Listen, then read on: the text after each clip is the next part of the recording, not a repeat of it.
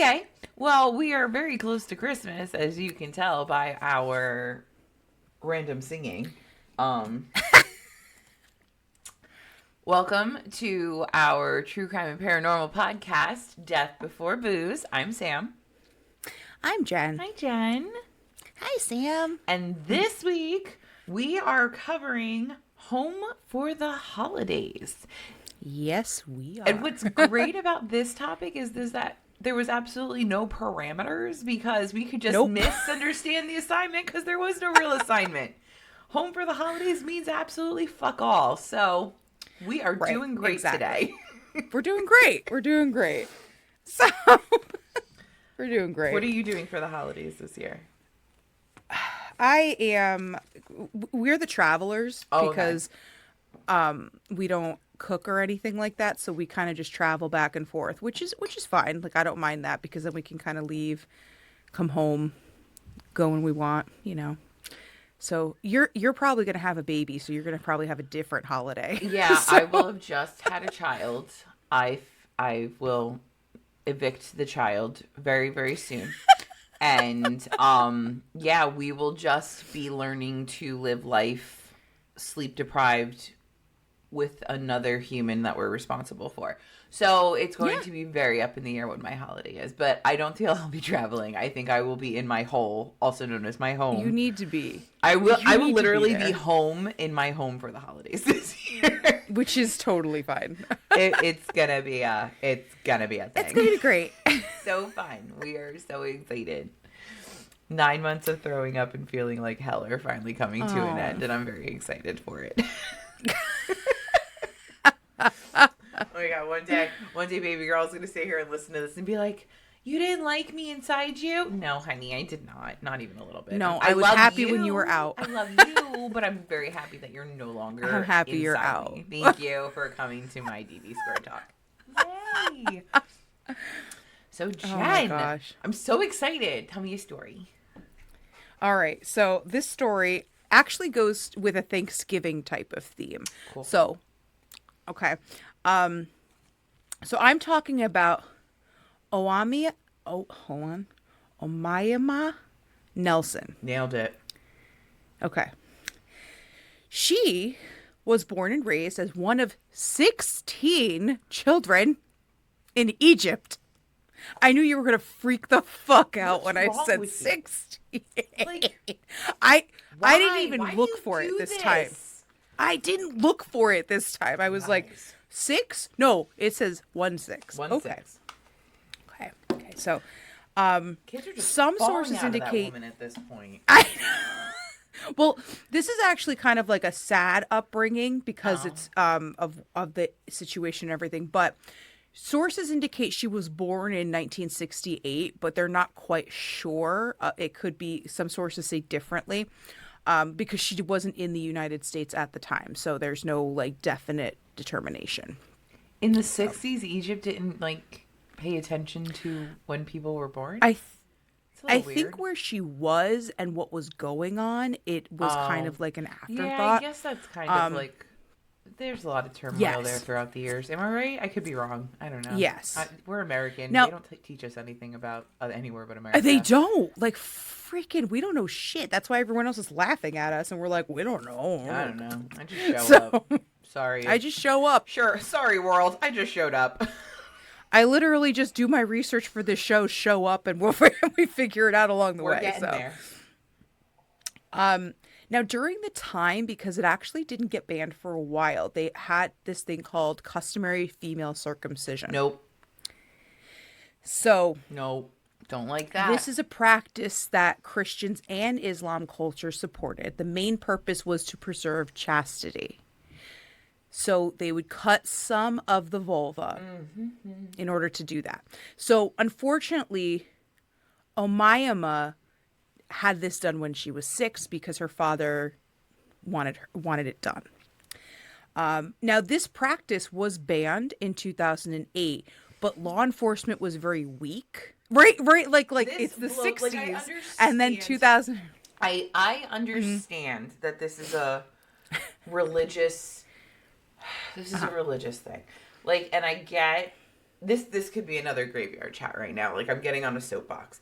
I understand that, like, circumcision is also a very controversial topic, as is this. Agreed. My major issue, or why I feel I accept circumcision a little bit better than this situation, is because you're telling me it is to preserve her virginity.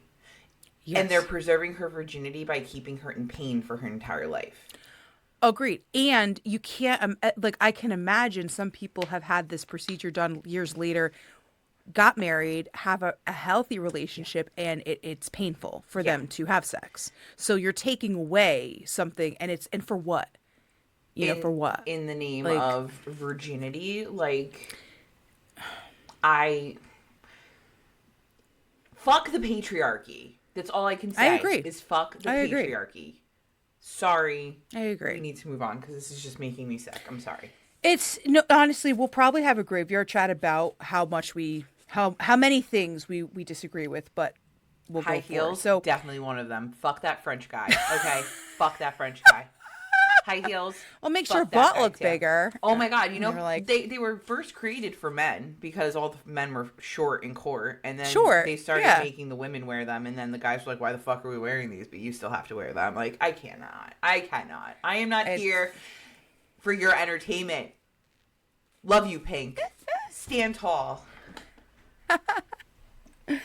So it was banned in 2008, which, again, this was the 60s. This was the end of the 60s, early 70s, right? So then it was banned in 2008. But because law enforcement really was kind of weak about it, it wasn't officially illegal and a felony until 2016. Fuck right the fuck off. In Egypt, right? Or like... Isn't that... Because I know it's, like, illegal here, but, like, people do it anyway. Oh, no. I'm thinking that in Egypt, Africa, some of those types, like some countries, I'm assuming it was one of those things where it's like, don't do this. Okay. But it wasn't actually an official felony until that time. So I guess it was kind of like, I don't know. Okay. It's just it's so dumb to me. But unfortunately, this poor girl had to endure this when she was 6. She, her mom, and 2 of her sisters, so not the whole group, the whole band, they lived in an impoverished area in Egypt. So unfortunately, not really a great upbringing. Now, in 86, she immigrated to America. This is where she married Roger Stainbrook, who she later divorced, because literally it was to get her to the United States, have her, it's a visa thing, which, yes. Girl, and actually, like, you know what though? Like, I feel bad because there's so many people who like actually have these relationships, like with a different, like one of my former coworkers had a husband in Canada, and it took them like freaking 5 years for him to get to the United States because of all the hoops that you have to jump through. Wow. And that's North America. Yeah. Like, and they're like, from Canada. Like, they're like the nicest fucking humans. Well, apparently. So, like, I've been hearing some not nice things about you, Canada, lately. I'm just saying. Like, there's... It's kind of scary how many serial killers you actually have. Yeah, right? Like, that's like... We should just do one episode just called Canada and like see how... Hold on, I'll write that down. Canada. So, she lived in Southern California working as a nanny. She got a job as a model because she was very attractive. Nice. Or she is. She's still alive. Oh, yay. She would engage in some risque relationships with men. She frequented bars. She solicited older men for sex under different names. So, like, kind of doing her own, like, sex worker thing, which... Girl, get it. She's not what you want to tied do. down. Nope. Like, she's not tied down by a pimp or anything. Nope. So she was just like... Sex work is real work. Right, exactly. However, Omaima did get into some trouble. Uh-oh. So, among the things... theft of a car leased by a boyfriend. Okay, don't do that. Putting a knife to another boyfriend's throat, which she claimed occurred during a consensual sex game. Okay. I'm going to... Don't love that. Assault of a female officer who caught her shoplifting. How did she assault her, you ask? She bit her in the boob. Ow! no, girl. Ew. First off, ouch. Secondly, you have to like, why? something from that. Like, don't do that. Don't bite people. Like, we learned that in pre-K. We don't tease on our we don't gnaw on our kitty. No. Oh, my tits. Don't do that. No. Oh, so in 1991 in October, when she was 23, so she's young doing all of, Oh my God, she's only 23. She's already bit a cop on the tit. Man, I gotta catch up. I'm 36. I haven't bitten anybody on a tit. She met William Nelson, Bill, who was 56, while they were playing pool in a bar. Okay. Bill worked as a pilot in Texas, and he lived in Costa Mesa as a computer programmer. Sugar daddy, get it, girlfriend. I think that's kind of what she was looking for with him. Now, he was actually released from prison the same day that they met after serving 4 years in jail for attempting to smuggle 100 tons of marijuana from Mexico through his job. I just not even mad. I'm impressed. Like, I know, I'm mad that you fucking got caught, dude. Like, 100 tons? Like, all right. Like, where were you hiding that? I mean, he's a pilot, so maybe it was just.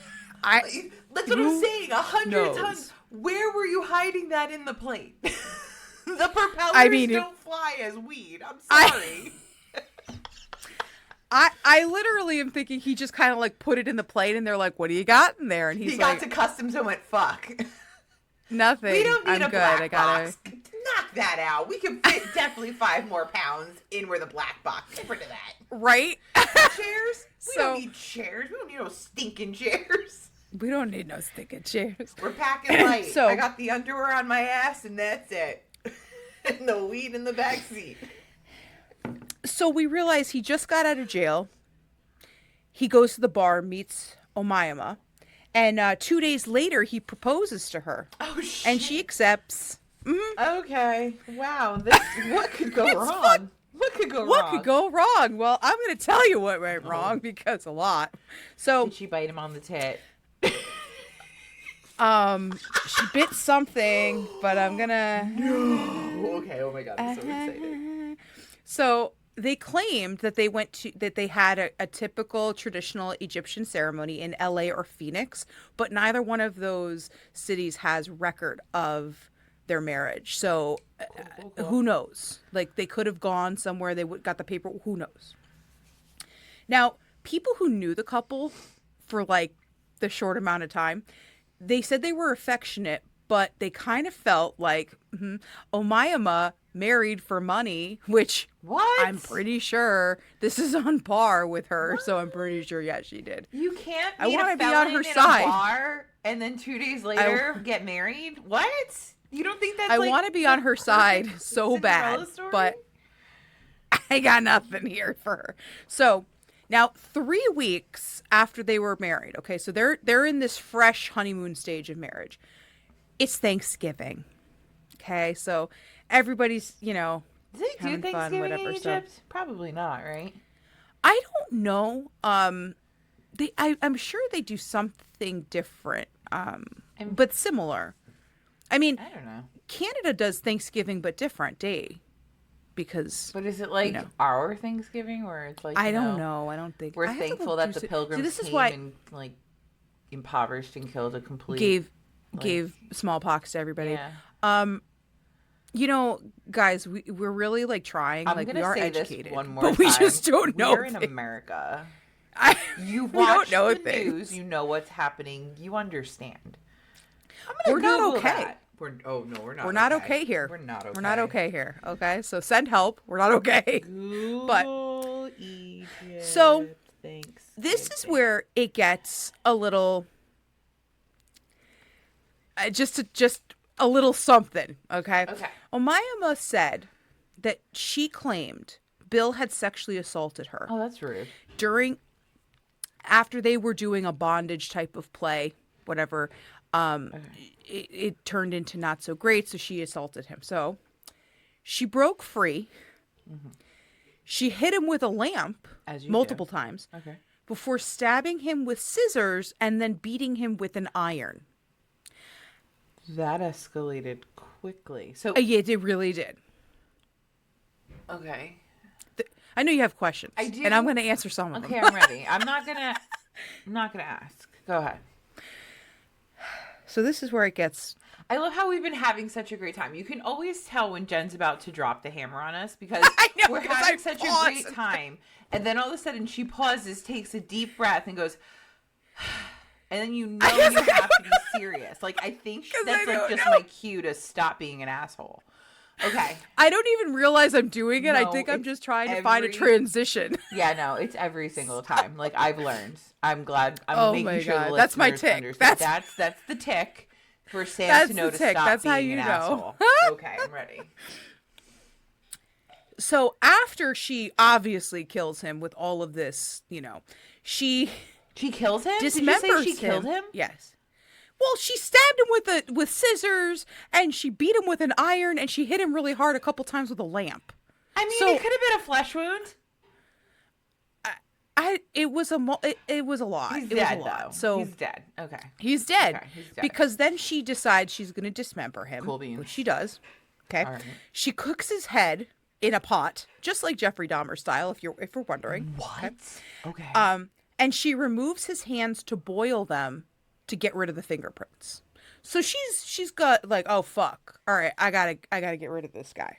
Oh my God. Ew. This reminds me of that couple in Louisiana. Oh, that's coming. Oh, okay.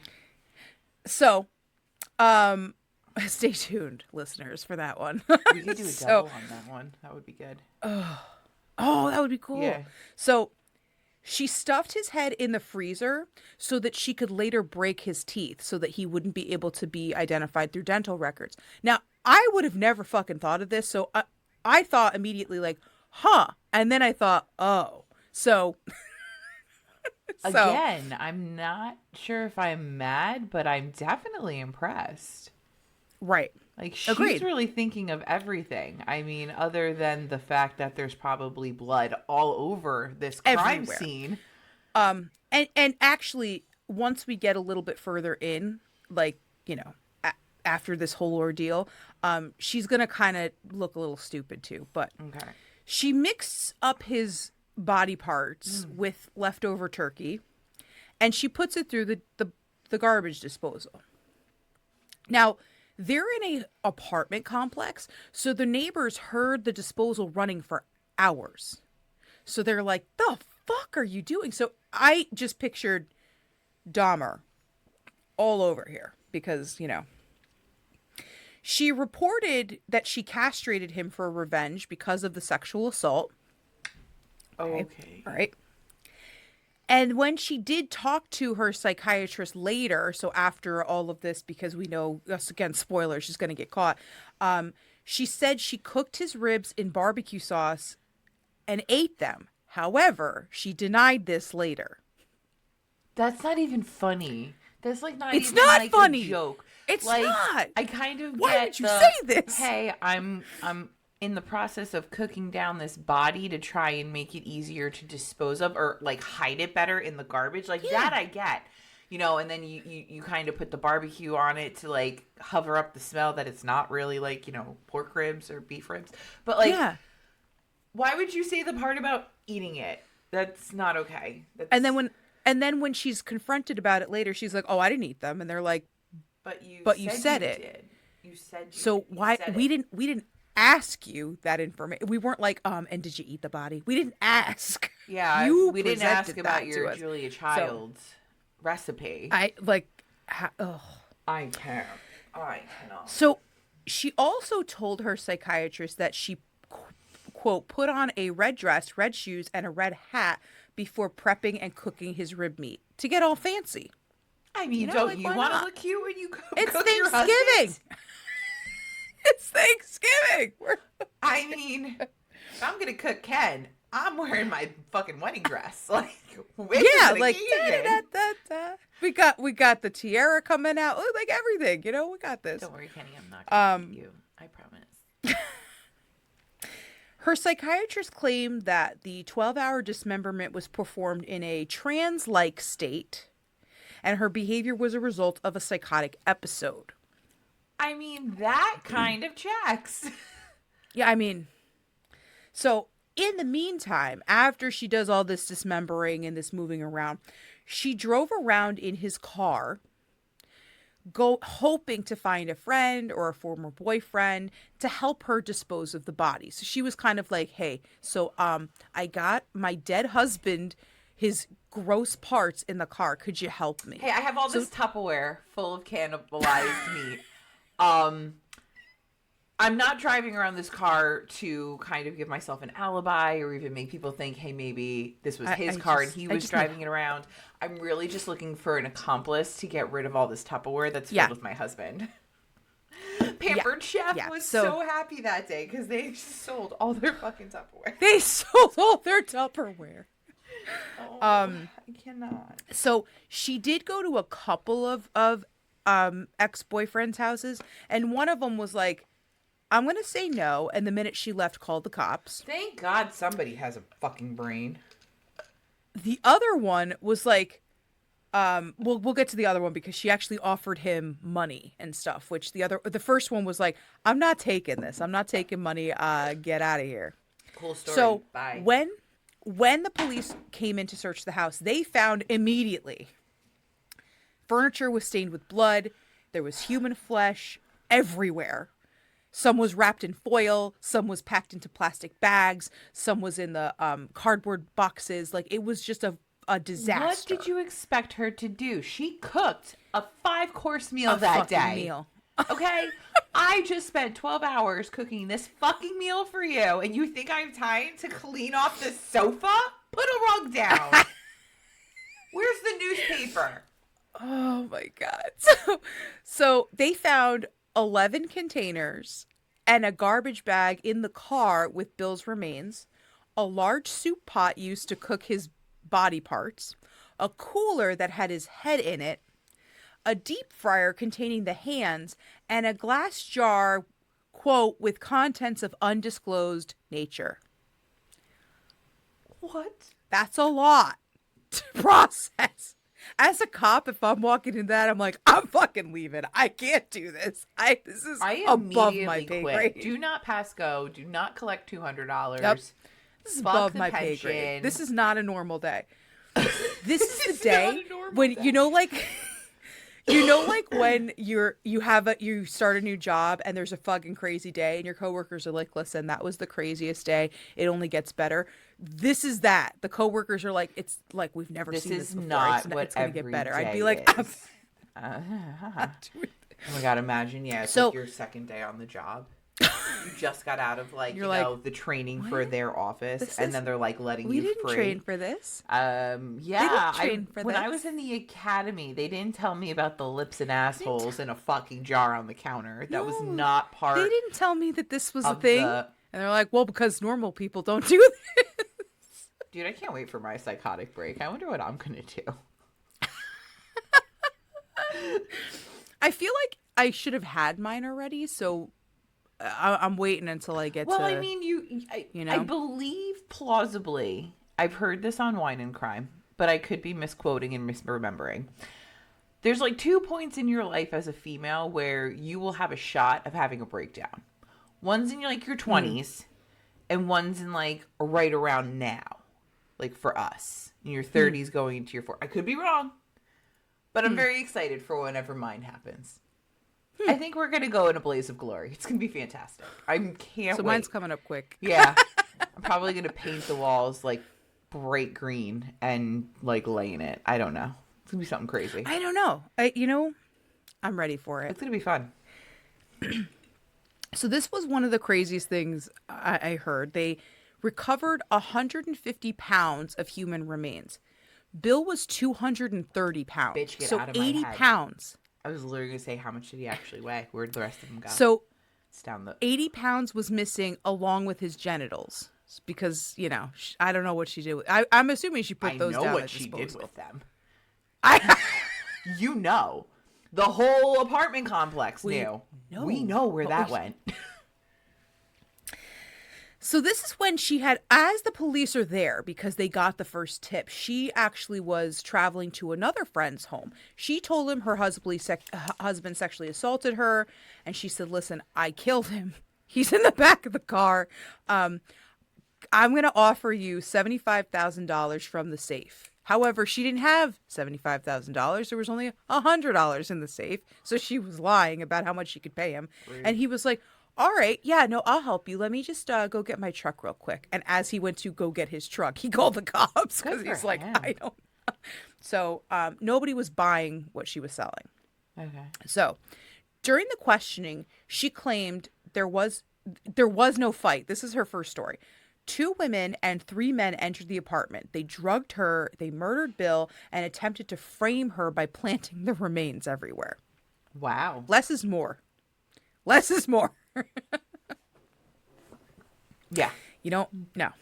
Reel it in. Don't bring 50 million people in there. So she was arrested December 2nd, and the trial began almost exactly a year later.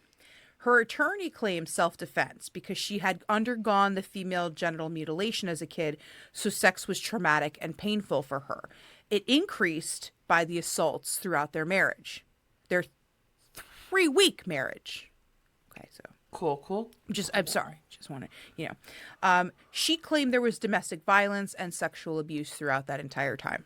Okay, that sucks. He was into BDSM and routinely bound her against her will and raped her, is what she said. She said this has happened all the time. Not cool if that's what was happening. No. She said he raped her Thanksgiving morning, and she lived in fear because he threatened to kill her, or he threatened that she would get deported.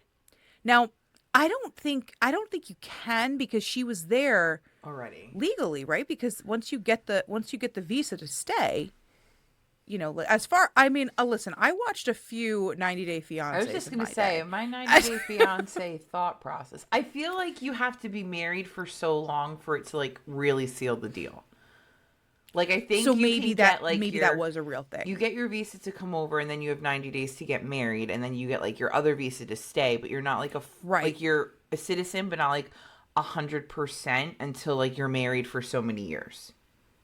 I could be so incorrect there. You know what? That makes sense, though, and maybe that's the reason why she was afraid.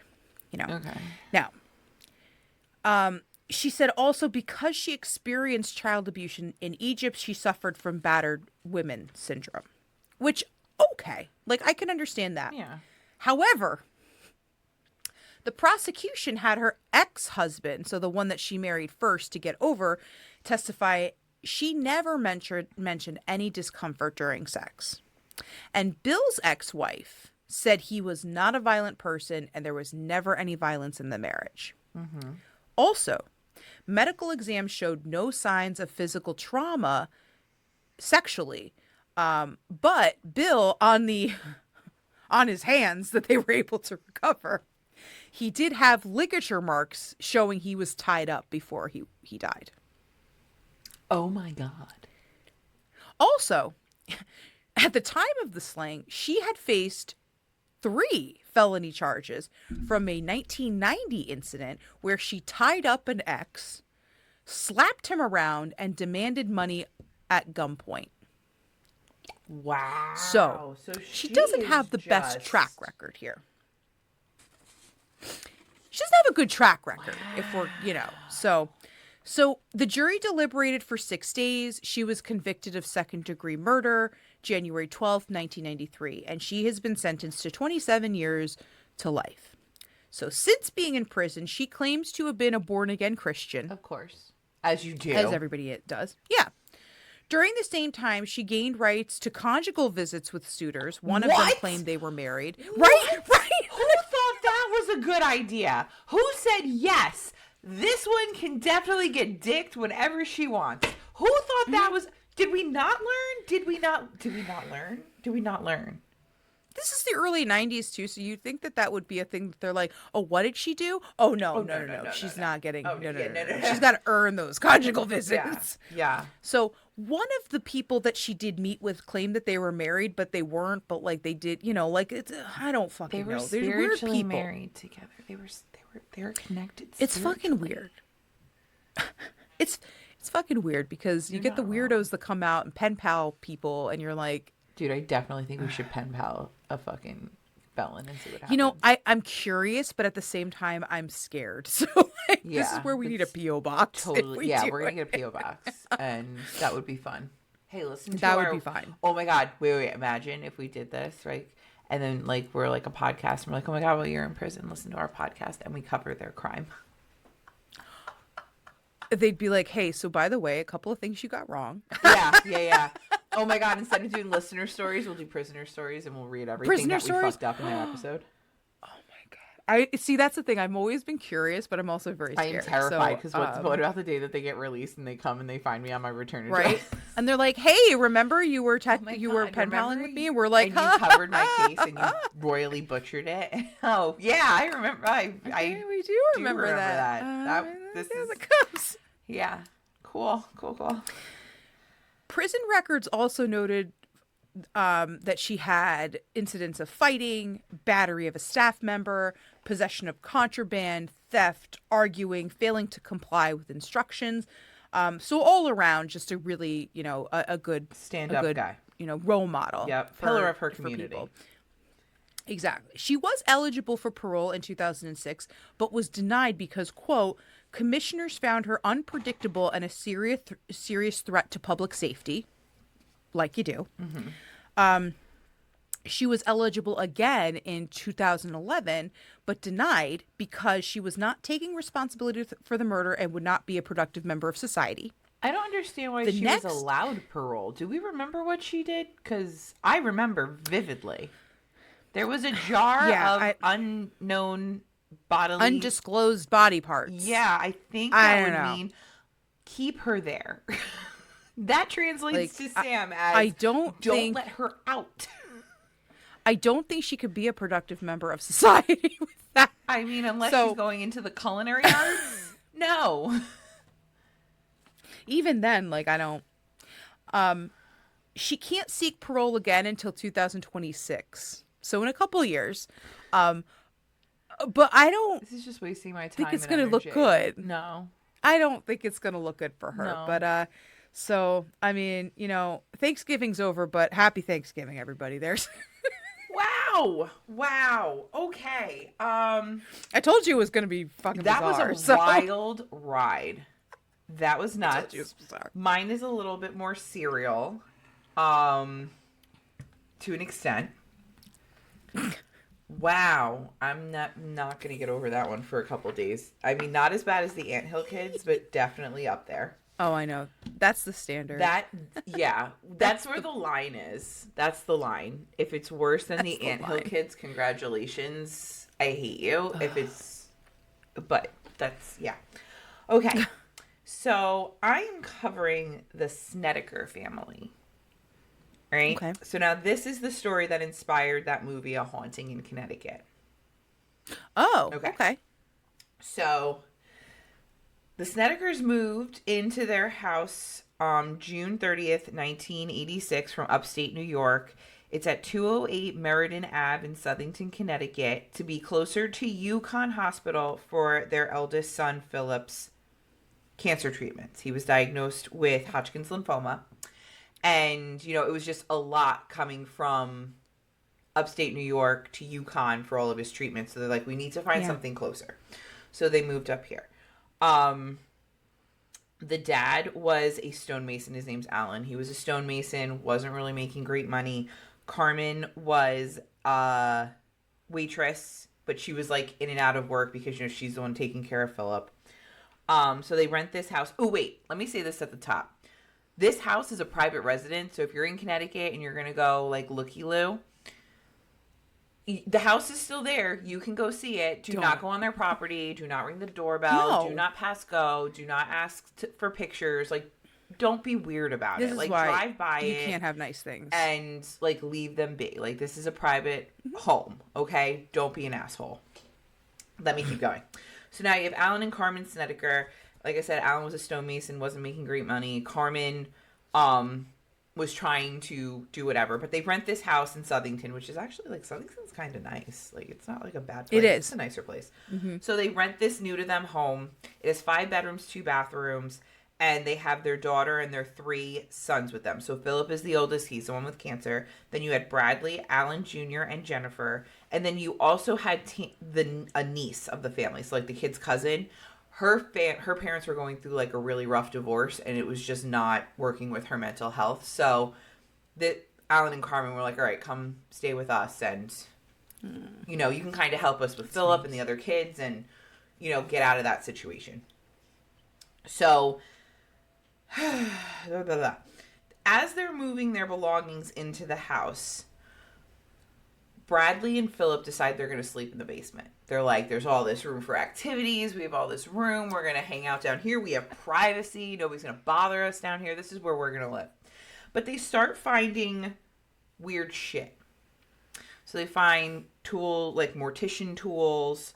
They also found like gurneys and embalming stuff. And then they go upstairs to Carmen and they're like, hey, Mom, the fuck is going on here? You know, what was this before? What was this? So she's like, I don't really know. And she does a little bit of digging and she finds out that this home had served as Hallahan Funeral Home for multiple decades. Now, Carmen says she is horrified. She had no idea. You know, when she toured the house, they were doing some renovations and the construction people had put stuff in front of the basement door. So she wasn't able to go down and view the basement. But Daryl Kern, who's like the owner of the building, said, no, I told her this place was a funeral home. That was disclosed. And she still accepted and came in. So Phil and Bradley are like, fuck it, we're staying down here. You know, like, all this room for activities, all this privacy. The girls can, stay up there, go away. They turned the room that used to hold the caskets into their bedroom. So it was like their little man cave. They loved everything that they had down there.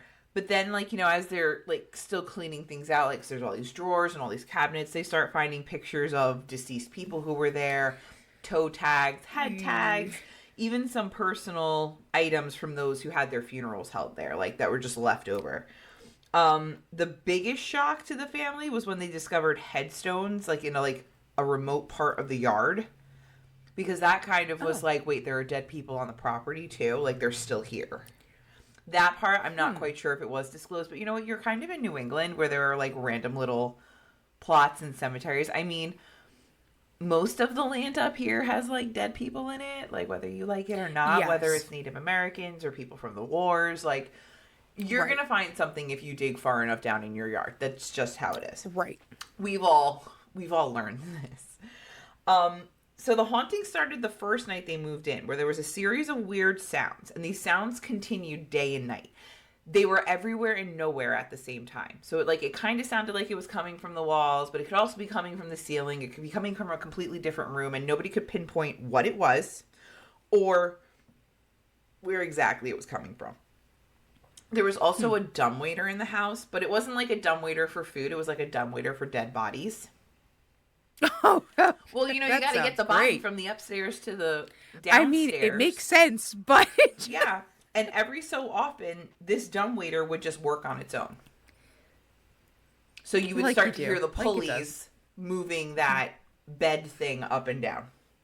The home would also experience huge temperature swings. So in the middle of July, all of a sudden, it's like 7 degrees in the house and you can see your breath, apparently.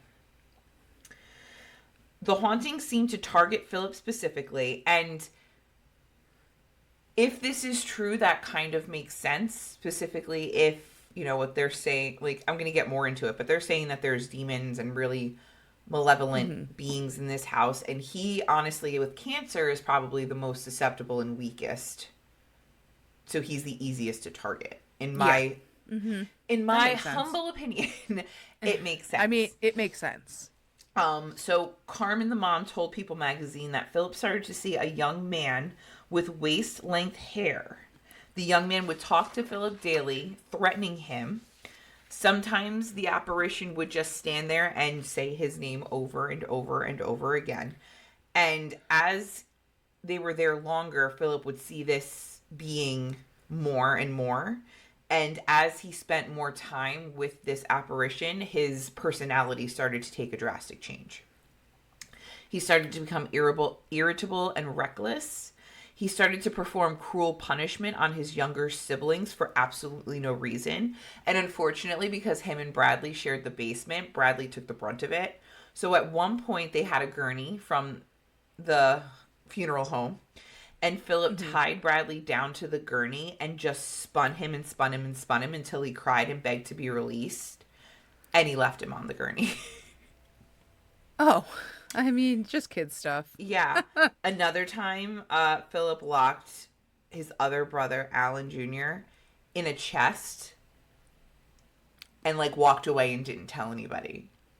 Like, the kid could have suffocated. Yeah, oh no. It was Like, that wasn't good. The worst incident came one night after dinner where Philip just full-on attacked Tammy, to the point where Philip was forced to spend 45 days in a psychiatric hospital. The doctors diagnosed him with schizophrenia after he started telling him about all the entities, specifically the dude with the really long hair in the house. And the doctors made sure to note that the medication, like the treatment, his cancer treatment medications that he was on, that they had not given him hallucinations. That was not a side effect. And they could not have triggered any dormant schizophrenic illnesses. So, like, you know, just because you're on these cancer, like, that's not a side effect. That's not something that would happen. This is different. This is something completely separate. The family decided it was best to send Philip to live with other family. And once he was away from the house, like, the longer he was away from the house, he stopped hearing voices, he stopped seeing the boy, and everything kind of calmed down for him.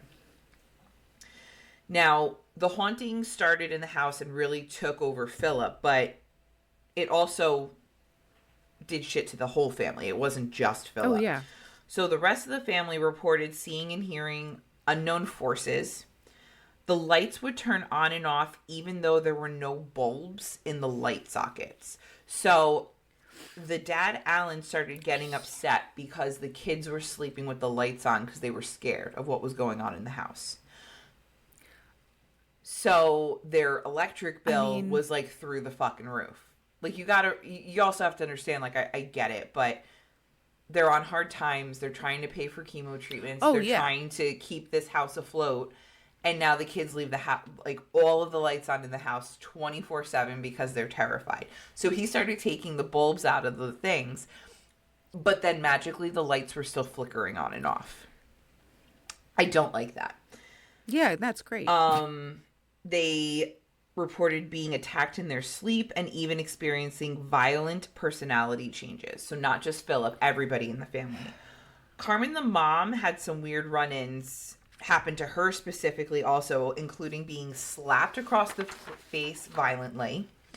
She said she had set the table for dinner, turned to the stove to get, like, the food out of the oven, and by the time she had turned around, the dishes were gone from the table and had all been returned to their places in the kitchen cabinets. And she didn't hear it. She didn't see it. Cool. No. She said one time while she was taking a shower, the shower curtain wrapped itself around her face and neck so she could not breathe. And Tammy heard her struggling in the shower and rescued her. Holy shit. Another time, Carmen said she was mopping the floor, and as she's mopping, the water in the bucket turned into blood, gave off an acrid smell much like that of decaying flesh, and she said her skin immediately crawled, but she was afraid she would ruin the floors. That's what you worry about? I'm ruining the floors? Your fucking bucket just turned into blood. The bucket of blood. You gotta, a bucket of blood. Like, you literally have a bucket. No. Honey. No. Tammy also claimed that she had been assaulted. She described one time where her quilt began levitating off of her and, like, flew all the way to the ceiling. She claimed that she would see black, shadowy faces manifest while, like, she was feeling these attacks. And she said that she would hear unexplained, terrifying whispering at all times. She said she would cling to her Catholic faith and often would try to utilize her rosary beads. Rosemary beads. I'm doing good. I mean, rosary beads. But the same force that was, like, always around her would rip the rosary out of her hand and break it. yeah. To me, the most shocking piece of information is that both parents, so Alan and Carmen, said that they were regularly raped and sodomized by demons in their bedroom. Oh, Jesus Christ. Ugh. So this is happening over a period of months. They lived in the house for 2 years. So this is like I'm reading it as like bullet points, but it's not like that. Yeah, it's... Same thing as if you watch the movie, like everything in there is like, you'll know some of these like little incidents, but like they didn't happen all in like a week. It was like 2 years. So after months of dealing with this, the family finally reaches out to a priest, 2 paranormal investigation groups, as well as the famous demonologist couple, Ed and Lorraine Warren, who also live in Connecticut. And we were just, in case, you don't know, this is the couple that we were just talking about during Amityville as well. So they might sound familiar. Yes. So Ed and Lorraine Warren claimed that the Snedeker house was a formal funeral home. Duh.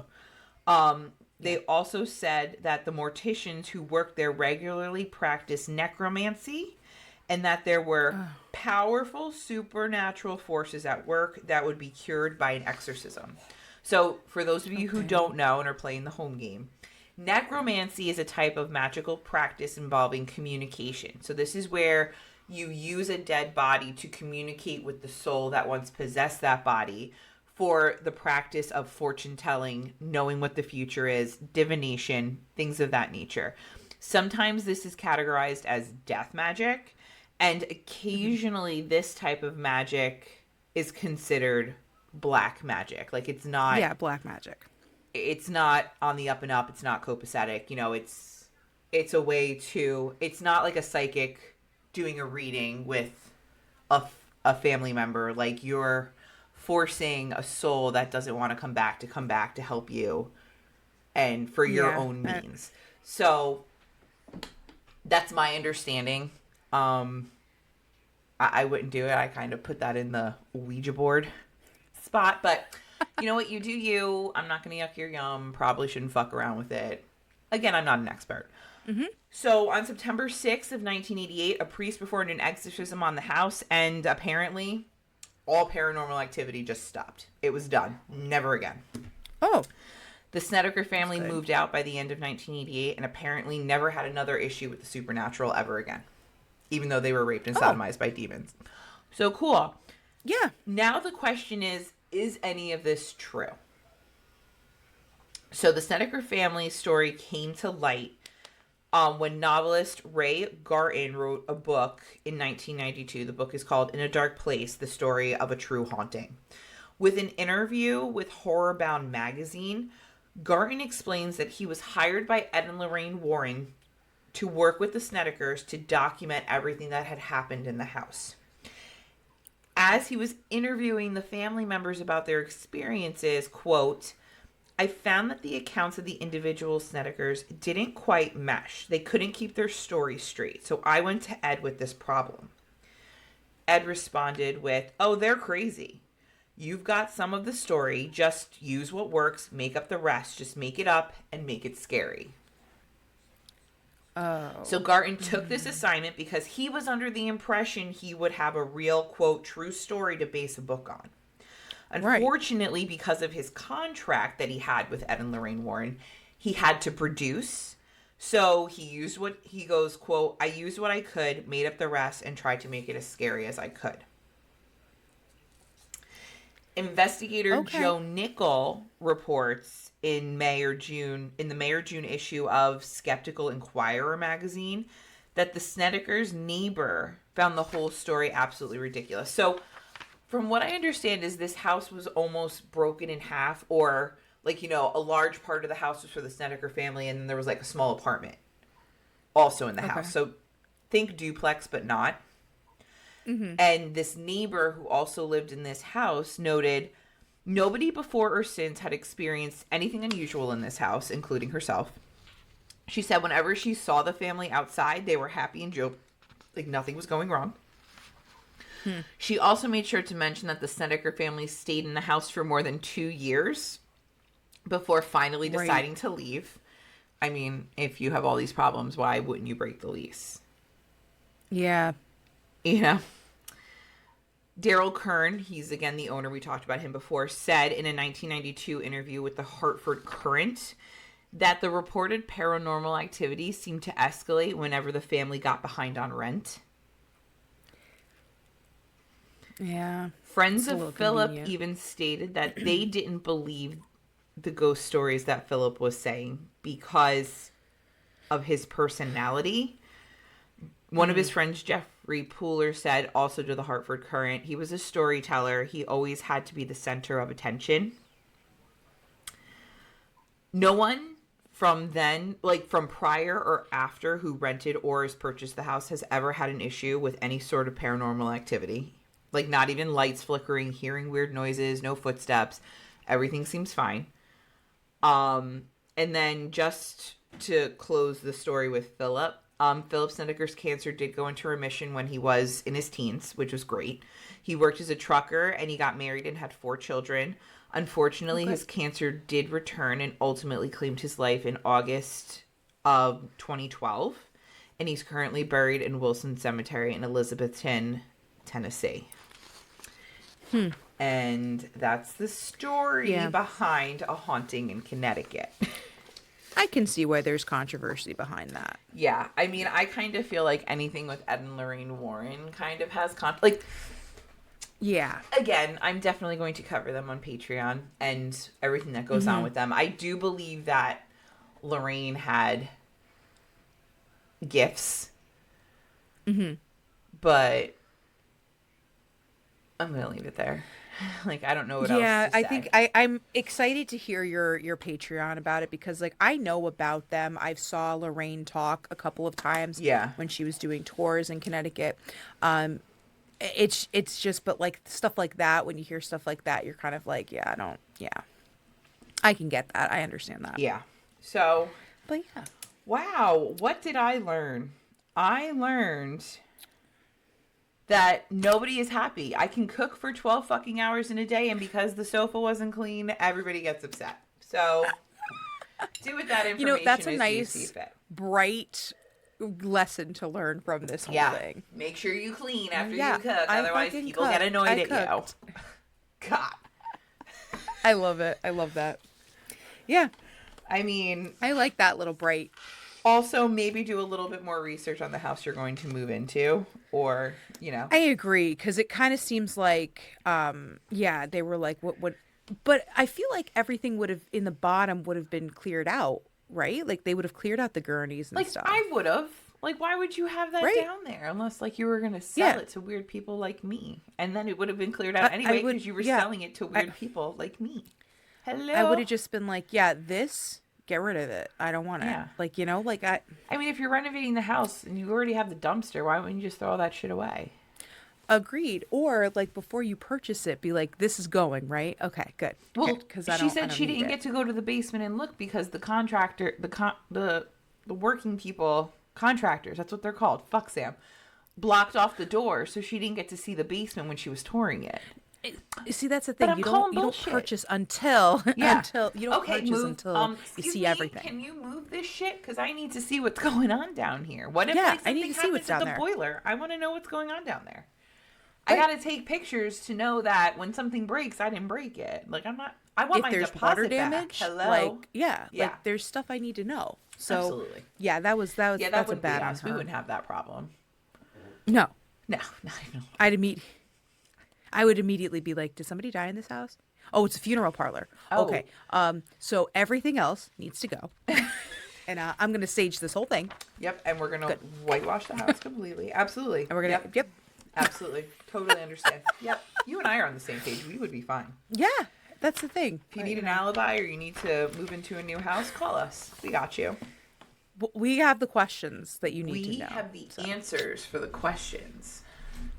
All right, hold on. I found my little paperwork, so now I know what to say when we're... I found it. I think you were doing pretty good, though. I think I only missed a couple things. So, thanks so much for listening today. We are so happy that you came and you hung out. Let us know what you think of our episode. If you would look for anything specific when you're renting a new house, how you would prepare a human body. I mean, I think I would roast it. She barbecued it. It's all a thing.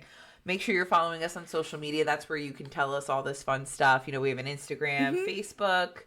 We're on YouTube, so make sure that you rate, review, subscribe on all the things. Hit the bell on the YouTube. I don't know if that's still a thing, if I'm supposed to say that, or if I'm like boomerang it. It is still a thing, yeah. Cool.